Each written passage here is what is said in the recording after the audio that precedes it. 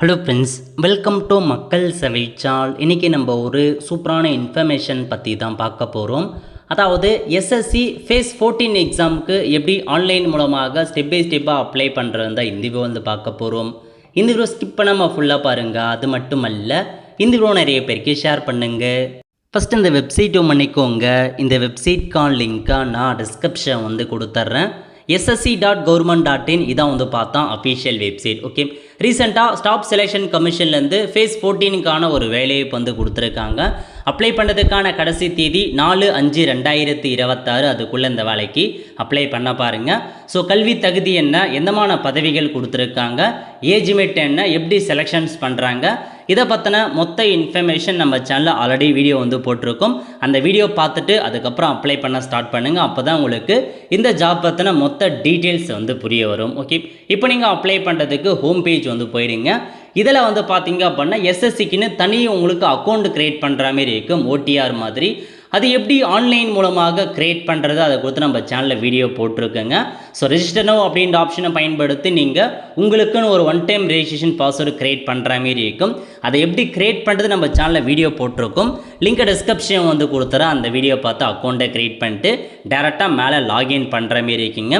So login பண்ணுறதுக்கு முதல்ல registration number, உங்களுக்கான யூசர் நேம் என்ட்ரு பண்ணிவிட்டு பாஸ்வேர்டு வந்து கேட்டிருக்காங்க. இதில் போயிட்டு நீங்கள் கொடுத்த பாஸ்வேர்டு வந்து என்ட்ரு பண்ணிக்கோங்க. என்ட்ரு பண்ணிட்டு கேப்சா கோடு கேட்டிருக்காங்க பாருங்கள். இதில் கொடுத்துருக்க கேப்சா கோடை அப்படியே பார்த்து டைப் பண்ணிவிட்டு லாகின் அப்படின்ற ஆப்ஷன் நீங்கள் வந்து கிளிக் பண்ணிக்கோங்க.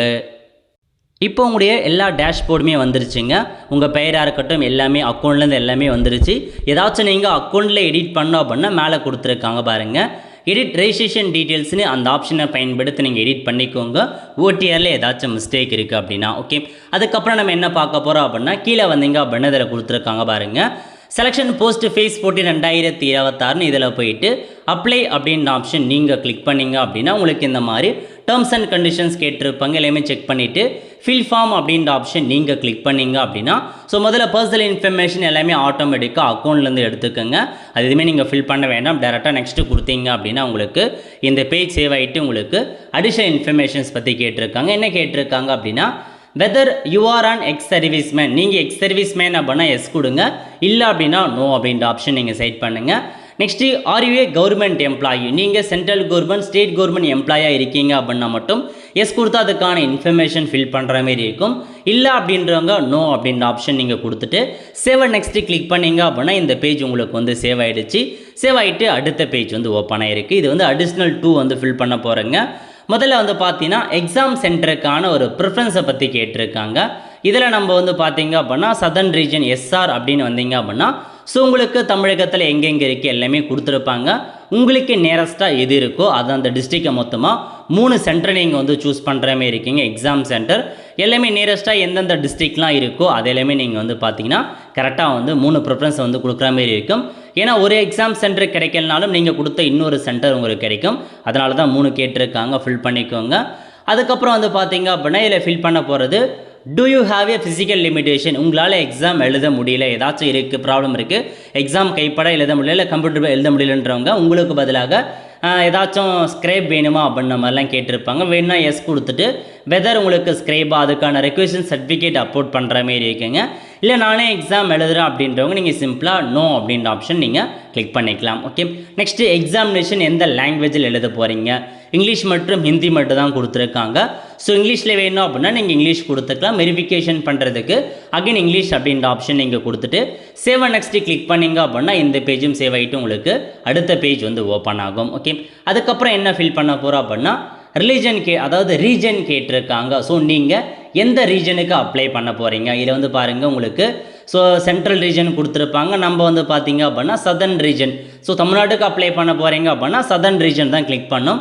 அதை மென்ஷன் பண்ணிவிட்டு போஸ்ட் கோடு கேட்டிருக்காங்க. எந்த போஸ்ட்டுக்கு அப்ளை பண்ண போகிறீங்க அப்படின்ற மாரி மென்ஷன் பண்ண சொல்லியிருக்காங்க. அதிகபட்சமாக இதில் பார்க்கும்போது ஒரு நபர் ஒரு பதவிக்கு தான் அப்ளை பண்ணுற மாதிரி கொடுத்துருக்காங்க. ஸோ அதனால் நீங்கள் எந்த போஸ்ட் கோடு அப்ளை பண்ண போகிறீங்க அப்படின்னு டிசைட் பண்ணிக்கோங்க. உங்களுக்கு நோட்டிஃபிகேஷனில் 114வது பக்கத்தில் சதர்ன் ரீஜனுக்கு எந்தமான பதவிகள் கொடுத்துருக்காங்க. இதில் வந்து பாருங்கள் நேவிகேஷனல் அசிஸ்டன்ட் கிரேட் 2 இருக்குது. ஏஜ் லிமிட் 18 வயசுலேருந்து 27, ஹையர் சைடுனா 12th பாஸ் பண்ணால் போதுமானதுங்க. அந்த மாதிரி வேக்கன்சி எவ்வளோ, ஸோ உங்களுக்கு எதில் தகுதி இருக்குது, எந்த போஸ்ட்டு விருப்பம் இருக்குது. டெக்ஸ்டைல் டிசைனர் ஒரு 15 வேக்கன்சி, ஃபார்ம் அசிஸ்டன்ட் ஒரு வேக்கன்சி, கோர்ட் மாஸ்டர் ஒரு வேக்கன்சி, ஃபார்மஸ்ட் கம் கிளர்க்கு கேட்டிருக்காங்க ஒரு வேக்கன்சி, லோவர் டிவிஷன் கிளர்க்கு கேட்டிருக்காங்க 5 வேக்கன்சி, ஸ்டெனோகிராஃபரை கேட்டிருக்காங்க, என்ஜின் டிரைவர், அந்த மாதிரி நிறையா பதவிகள் சதர்ன் ரீஜனில் நிறையா பதவி கொடுத்துருக்காங்க, ஃபிட்டர், ரேடியோகிராஃபர், அந்த மாதிரி நிறையா பதவிகள் இருக்குங்க. ஸோ உங்களுக்கு எந்த பதவி வேணும், உங்கள் கம்யூனிட்டிக்கு எந்த பதவி எலிஜிபிள் கொடுத்துருக்காங்க, அதிலையுமே நீங்கள் செக் பண்ணி பார்த்துட்டு அந்த பதவியை கிளிக் பண்ணுங்கள்.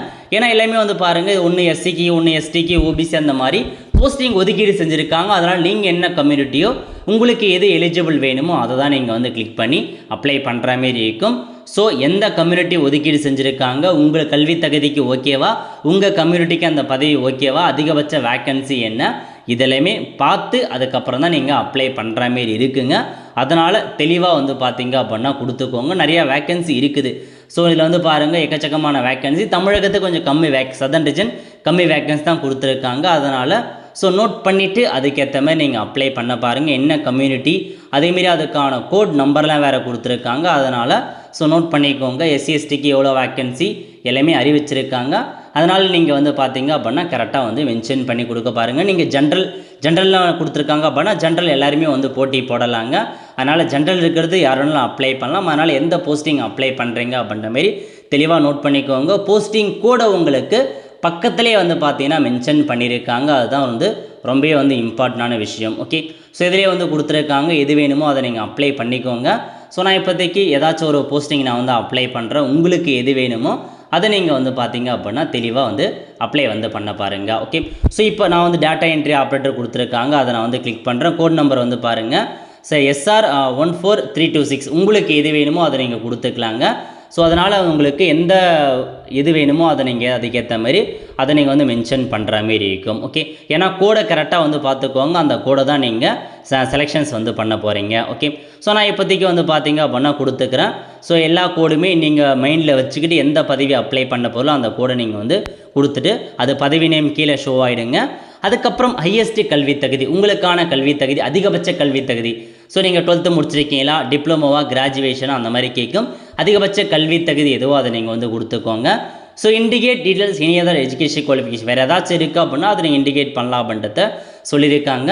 நெக்ஸ்ட்டு நீங்கள் அதாவது இப்போ இந்த டேட்டா என்ட்ரி நீங்கள் செலக்ட் பண்ண பதவிக்கு குவாலிஃபிகேஷன் ஸோ இது இருக்கணும் அப்படின்ற மாதிரி கொடுத்துருப்பாங்க. அதெல்லாம் இருக்குதா, ஸோ 12th பாஸ் பண்ணிக்கணும் வித் சயின்ஸ் டீம். அது மட்டும் இல்லாமல் 800 கீ டிப்ரெஷன் இருக்கணும் டேட்டா என்ட்ரி ஒர்க்கில், அதெல்லாமே இருக்கான இந்த இடத்துல have read the above post அப்படின்னு கொடுத்துக்கோங்க.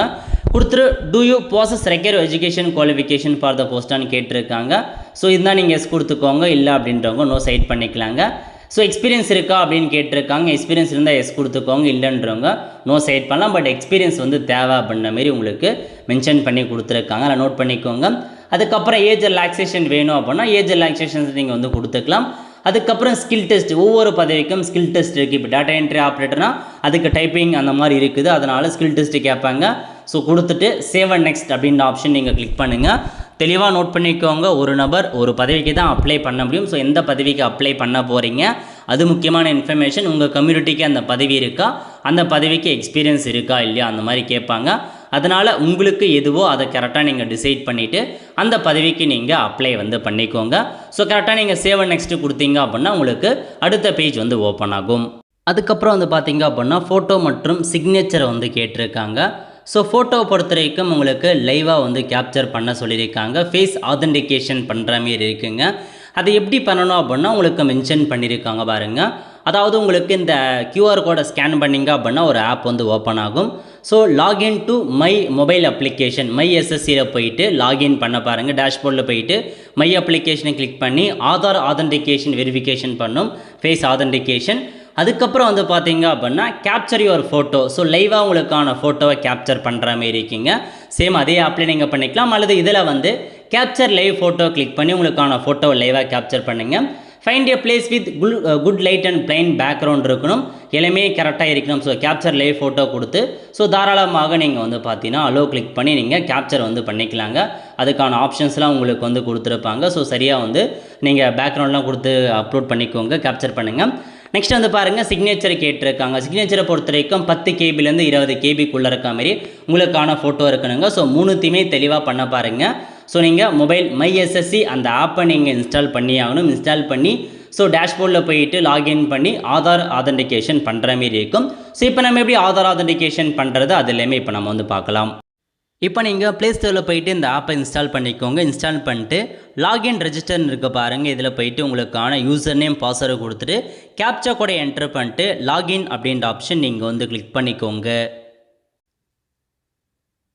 இப்போ நீங்கள் லாகின் பண்ணதுக்கப்புறம் இதில் கீழே கொடுத்துருக்காங்க பாருங்கள் டேஷ்போர்ட்னு, அந்த ஆப்ஷன் நீங்கள் கிளிக் பண்ணிங்க அப்படின்னா இதில் போயிட்டு மை அப்ளிகேஷன்ஸ் இருக்க பாருங்கள், அந்த ஆப்ஷன் நீங்கள் வந்து கிளிக் பண்ணிக்கோங்க. ஸோ கிளிக் பண்ணதுக்கப்புறம் இந்த அப்ளிகேஷன் நேராக கண்டினியூன்னு கொடுத்துருக்காங்க, அதை கிளிக் பண்ணிங்க அப்படின்னா ஸோ எல்லாத்தையுமே நீங்கள் வந்து பார்த்தீங்க அப்படின்னா நெக்ஸ்ட்டு சேவ் அண்ட் நெக்ஸ்ட்லாம் கொடுத்துக்கோங்க. கொடுத்ததுக்கப்புறம் எல்லாமே சேவ் அண்ட் நெக்ஸ்ட்டை வந்து கிளிக் பண்ணிக்கோங்க. எல்லாமே வந்து ஃபில் பண்ணிருப்பீங்க. ஸோ அதுக்கப்புறம் என்ன ஃபில் பண்ண போகிறீங்க அப்படின்னா உங்களுக்கு அது இதில் தான் கொடுத்துருக்காங்க face authentication. I concern to the use of my Aadhaar data, இந்த ஆப்ஷன் நீங்கள் கிளிக் பண்ணிவிட்டு ஆதார் ஃபேஸ் ஆதென்டிகேஷன் இருக்குது பாருங்கள், இந்த ஆப்ஷன் நீங்கள் வந்து கிளிக் பண்ணி இதெல்லாமே நீங்கள் வந்து பார்த்தா ஸ்கேன் பண்ணுற மாரி இருக்கும். அதுக்கு முன்னாடி அந்த ஆதார் ஃபேஸ் ஆர்டி இல்லை அப்படின்னா நீங்கள் வந்து இன்ஸ்டால் பண்ணிவிட்டு இந்த மாதிரி உங்கள் ஃபேஸை கரெக்டாக வந்து பார்த்து டிடெக்ட் பண்ணி ஸ்கேன் வந்து பண்ணிக்கோங்க. இப்போ ஃபோட்டோ கேப்சர் ஆனதுக்கப்புறம் சேவ் அண்ட் நெக்ஸ்ட்டு கொடுத்தீங்க அப்படின்னா உங்களுக்கு இந்த மாதிரி ஃபேஸ் ஐடி வெரிஃபிகேஷன் சக்ஸஸ் அப்படின்ற மாதிரி வந்து காமிச்சிருச்சிங்க. அடுத்த கட்டமாக கேப்சர் லைவ் ஃபோட்டோ. ஸோ உங்களுக்கான ஃபோட்டோ வந்து லைவாக இதிலே கூட நீங்கள் கேப்சர் பண்ணிக்கலாங்க. அதுக்கான ஆப்ஷன்ஸும் கொடுத்துருக்காங்க. ஸோ கேப்சர் லைவ் ஃபோட்டோ, அதுக்கப்புறம் உங்களுக்கான சிக்னேச்சர் ரெண்டுமே அப்லோட் பண்ணிட்டு சேவ் அண்ட் நெக்ஸ்ட் அப்படின்ற ஆப்ஷன் நீங்கள் வந்து கிளிக் பண்ணிக்கோங்க. நெக்ஸ்ட்டு உங்களுக்கான ப்ரிவ்யூ பேஜ் வந்து ஓப்பன் ஆகிடுச்சு. இல்லை நீங்கள் கொடுத்த எல்லா இன்ஃபர்மேஷன்ஸுமே ஒன்ஸ் கரெக்டாக இருக்கா இல்லைன்றதை நீங்கள் வந்து செக் பண்ணி பார்த்துக்கோங்க. சிலமே கரெக்டாக இருக்கா அப்படின்னா கீழே கொடுத்துருக்காங்க பாருங்கள் சேவ் அண்ட் நெக்ஸ்ட்னு, இந்த ஆப்ஷன் நீங்கள் கிளிக் பண்ணிங்க அப்படின்னா ஐ அக்ரி அப்படின்ற ஒரு டேர்ம்ஸ் அண்ட் கண்டிஷன்ஸ் கொடுத்துருக்காங்க. அதை நீங்கள் டிக் மார்க் பண்ணிவிட்டு கீழே ஒரு கேப்சா கோடு கொடுத்துருக்காங்க பாருங்கள், இந்த கேப்சா கோடை அப்படியே பார்த்து டைப் பண்ணிவிட்டு சப்மிட் அப்படின்ற ஆப்ஷன் நீங்கள் கிளிக் பண்ணிங்க அப்படின்னா உங்களுக்கான ஃபார்ம் வந்து வெரிஃபிகேஷன் ஆகிடுச்சு. அதுக்கப்புறம் வந்து பாருங்கள் பேமெண்ட் பண்ணுற மாரி இருக்கும். ஸோ அனைத்துக்கு அட்ரஸ் அந்த பெண்களுக்கு எஸ்எஸ்டிக்கு ஃப்ரீ, மற்றவங்க ₹100 பே பண்ணுற மாரி இருக்கும். மேக் பேமெண்ட் அப்படின்ற ஆப்ஷன் நீங்கள் பயன்படுத்தி இல்லை உங்களுக்கு கோட்டக் எதுனா State Bank of India just ஒரு பேமெண்ட் கேட்வே தான், அந்த ஆப்ஷனை கிளிக் பண்ணி எந்த ஒரு பேங்க்னாலும் நீங்கள் பேமெண்ட் பண்ணலாங்க. ஜஸ்ட் நீங்கள் பே அப்படின்ற ஆப்ஷன் நீங்கள் கிளிக் பண்ணிங்க அப்படின்னா பேமெண்ட் பண்ணுற பேஜ் வந்து ஓப்பன் ஆகும். அதில் போய்ட்டு நீங்கள் ₹100 ஏதாச்சும் ஒரு method net banking, debit card, UPI அந்த மாதிரி ஏதாச்சும் ஒரு ஆப்ஷனை பயன்படுத்தி பேமெண்ட் வந்து பண்ணிட்டீங்க அப்படின்னா உங்களுக்கான பேமெண்ட் வந்து சக்ஸஸ் ஆகிட்டு அப்ளிகேஷன் ஃபார்ம் வந்துடும். அந்த அப்ளிகேஷன் ஃபார்மை அப்படின்னு நீங்கள் பிடிஎஃபாக சேவ் பண்ணி வச்சுக்கோங்க, ஃபியூச்சர் ரெஃபரன்ஸுக்காக யூஸ் ஆகுங்க. இதுக்கப்புறம் எக்ஸாம் தேதிக்கு முன்னாடி அட்மிட் கார்டு எல்லாமே ரிலீஸ் பண்ணாங்க, அதெல்லாம் டவுன்லோட் பண்ணிவிட்டு எக்ஸாம் அட்டன் பண்ணுற மாரி இருக்கும். இந்த மாதிரி தான் இந்த வேலைக்கு அப்ளை பண்ணுற மாரி இருக்குங்க. ஸோ நிறைய பேருக்கு தெரியப்படுத்துங்க. அடுத்த ஒரு நல்ல சந்திப்போம். நன்றி, வணக்கம்.